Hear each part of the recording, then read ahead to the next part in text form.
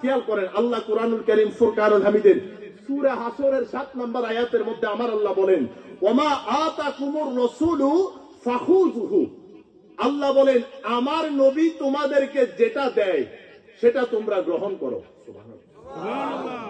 এরপর বলছেন, ওমা নাহাকুম আনহু ফান্তাহু।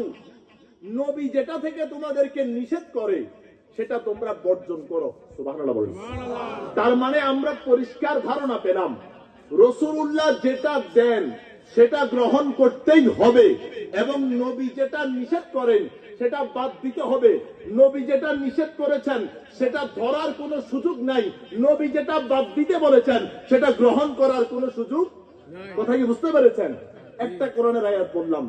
2 নম্বর আয়াতে কারিমা আল্লাহ তাআলা বলেন সূরা আহজাবের 21 নম্বর আয়াতের মধ্যে, লাকাদ কানা লাকুম ফি রাসূলিল্লাহি উসওয়াতুন হাসানাহ। জোরে বলেন সুবহানাল্লাহ।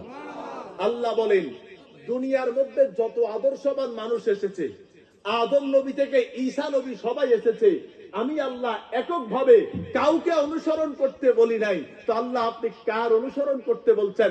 আল্লাহ বলেন, লাকাদ কানা লাকুম ফি রাসূলিল্লাহি উসওয়াতুন হাসানাহ।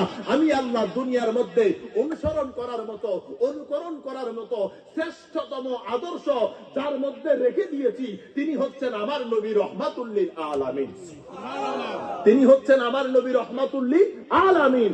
আমার নবীর মধ্যে আমি দুনিয়ার শ্রেষ্ঠতম আইডিওলজি লিখে দিয়েছি।